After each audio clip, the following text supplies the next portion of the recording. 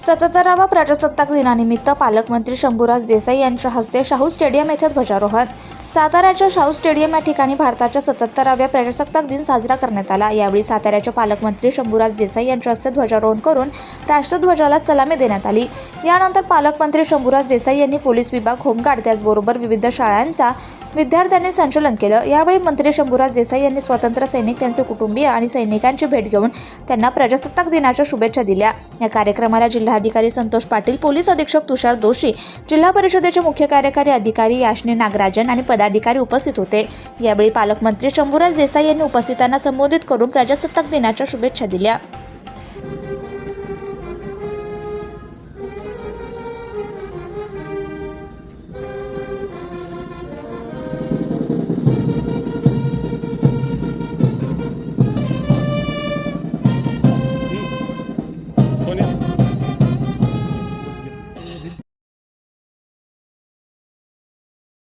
संदीप सावंत, दर्शक SR. भिगडे, police सिपाई आणि super नंबरी आहेत एस.के. शिंदे, पोलीस उपनिरीक्षक.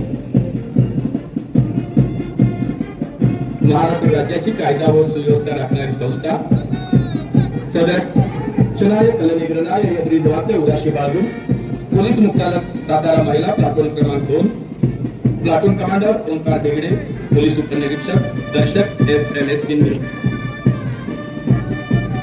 यानंतर संचलनासाठी येतात होमगार्ड पुरुष, प्लाटून कमांडर ज्ञानेश्वर.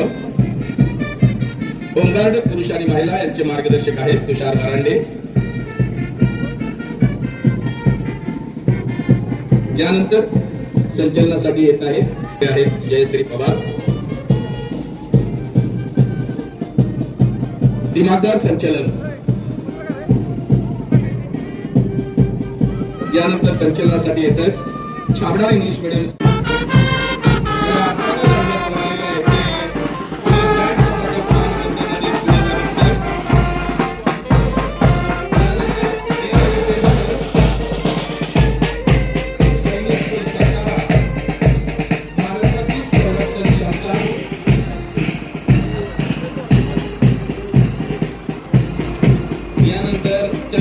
संचलनामध्ये सहभागी झालेले आहेत. पोलीस मधुर विहार काबू नियंत्रणामध्ये वापरले जाते. अश्रुधूर टाकण्यासाठी या व्हॅनचा उपयोग होतो आणि दंगा काबूत आणला जातो. ते पोलीस विहार, वज्र विहार संचलनामध्ये सहभागी झालेले आहेत. त्यानंतर पोलीस वरून विहार दंगा काबू नियंत्रण मध्ये आग नियंत्रण करण्यासाठी वापरली जाते. आपत्ती व्यवस्थापनामध्ये उत्कृष्ट काम पोलीस वरून व्हॅन.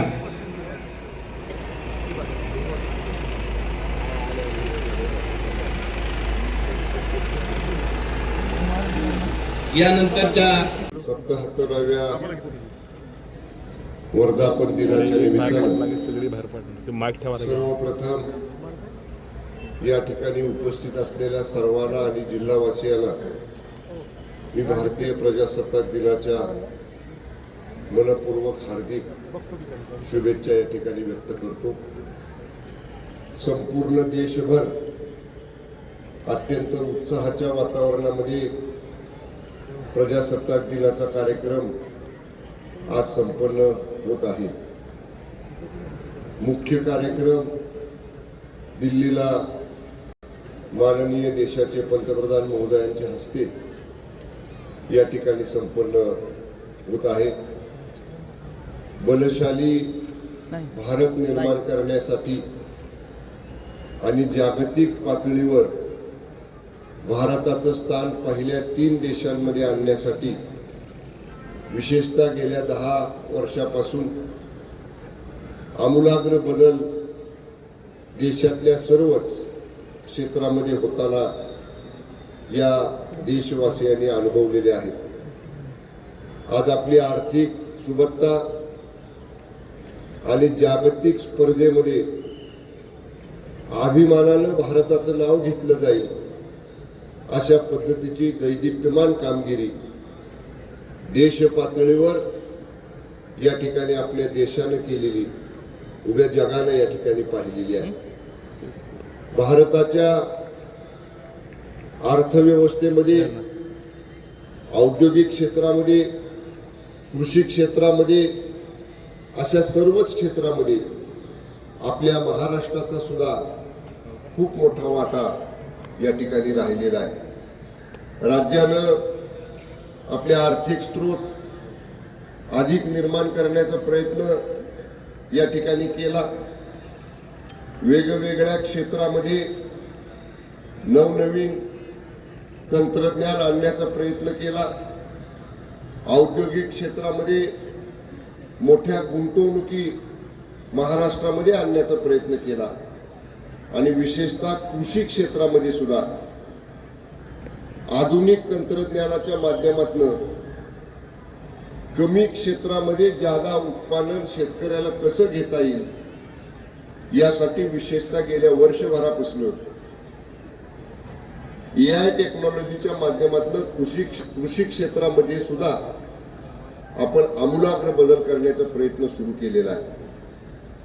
राज्यामध्ये विशेषतः गेल्या 5 वर्षात आलेली परकीय गुंतवणूक किंवा औद्योगिक गुंतवणूक जर पाहिली तर अनेक बेरोजगारांच्या हाताला काम देण्यासाठी, अनेक जे अविकसित भाग होते तिथं औद्योगिक क्षेत्र निर्माण करून त्या क्षेत्राची प्रगती करण्यामध्ये विशेष लक्ष महाराष्ट्र सरकारनं या ठिकाणी दिलेलं आहे।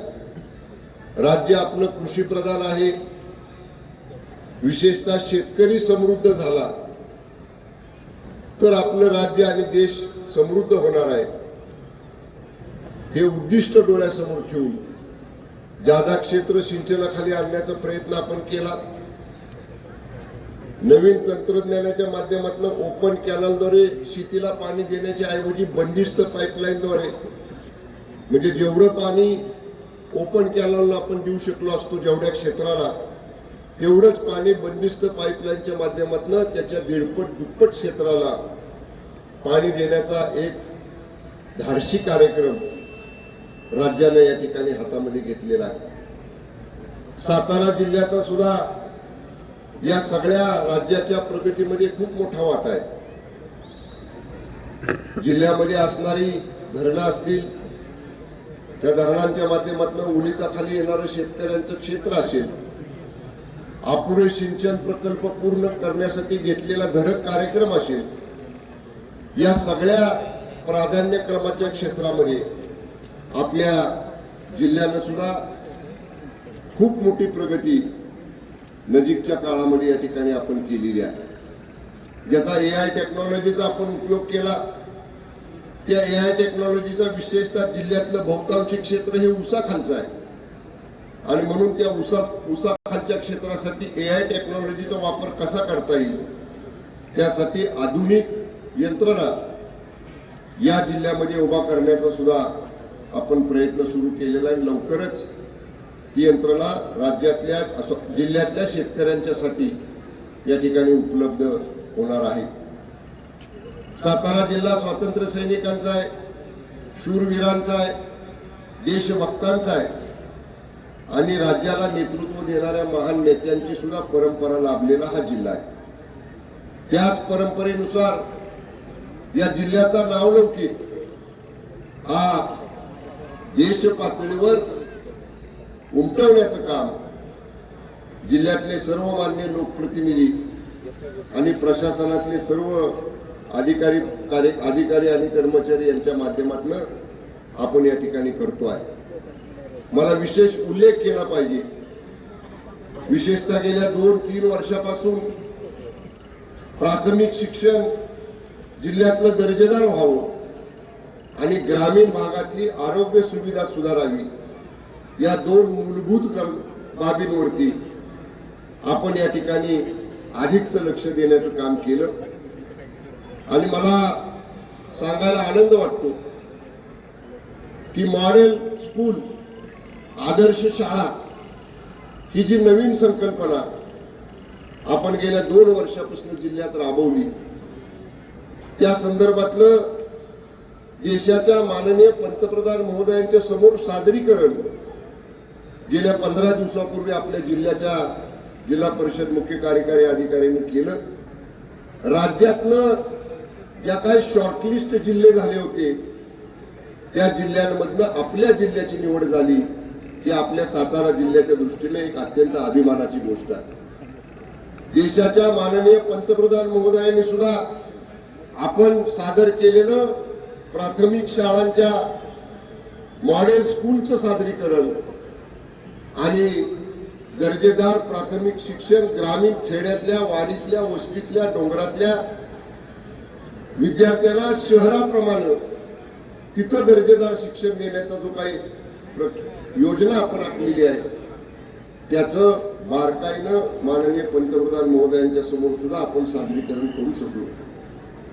प्राथमिक आरोग्य केंद्रांच्या बाबतीत सुद्धा तीच संकल्पना आम्ही जिल्ह्यातल्या सगळ्या लोकप्रतिनिधींनी घेतली आणि प्राथमिक आरोग्य केंद्र ही सुद्धा शहरातल्या मल्टी स्पेशालिटी हॉस्पिटल जशी असतात त्या धर्तीवर दर्जेदार असावीत, आधुनिक असावीत, स्वच्छ सुसज्ज असावीत आणि 24/7 आरोग्य सेवा वैद्यकीय अधिकाऱ्यांच्या कर्मचाऱ्यांच्या सह 24/7 तिथं आरोग्य सुविधा उपलब्ध राहाव्यात, पुरेसा औषध साठा उपलब्ध राहावा यासाठी सुद्धा गेल्या 2-3 वर्षापासून आपण एक नियोजनबद्ध काम हातात घेतलं. ते सुद्धा जिल्ह्यामध्ये यशस्वीपणाने या ठिकाणी आपण पूर्ण करतो आहे. मी एवढंच सांगेन की ह्या जिल्ह्याची परंपरा ही अशीच उज्ज्वल ठेवण्याचं काम आपण सगळ्यांनी मिळून या ठिकाणी करायचं आहे. मी जिल्हावासियांना मनापासून शुभेच्छा देताना याच अपेक्षा व्यक्त करेन, हीच विनंती करेन की जे नवनवीन उपक्रम जिल्ह्याची परंपरा उज्ज्वल करण्यासाठी जिल्ह्यातले लोकप्रतिनिधी आणि प्रशासन मिळून आम्ही या ठिकाणी राबवतो आहे त्याच्यामध्ये जिल्हावासियांचा सुद्धा सक्रिय सहभाग असला पाहिजे. NGOनी सहभाग घेतला पाहिजे, स्वयंसेवी संस्थांनी सहभाग घेतला पाहिजे. सर्वच लोकांनी, तरुणांनी, महिलांनी, विद्यार्थी विद्यार्थिनींनी सर्वांनी यामध्ये सहभाग घेऊन मी मगाशी म्हटलं तसं जिल्ह्याची उज्ज्वल परंपरा अधिक उज्ज्वल करण्याचं काम तुम्ही आम्ही सगळेजण मिळून करूया. याच भावना या 77व्या प्रजासत्ताक दिनाच्या निमित्ताने या ठिकाणी मी व्यक्त करतो. जिल्हावासियांचं, जिल्ह्यातल्या सर्व माननीय लोकप्रतिनिधींचं, जिल्ह्यातल्या सर्व प्रशासनाचं मी जिल्ह्याचा कारभार पाहत असताना पालकमंत्री म्हणून मला मिळालेल्या सहकार्याबद्दल मनापासून त्या सगळ्यांचे आभार मानतो. पुन्हा एकदा 77व्या भारतीय प्रजासत्ताक दिनाच्या सर्व जिल्हावासियांना मनपूर्वक हार्दिक शुभेच्छा व्यक्त करतो आणि थांबतो. धन्यवाद. जय हिंद, जय महाराष्ट्र. धन्यवाद साहेब.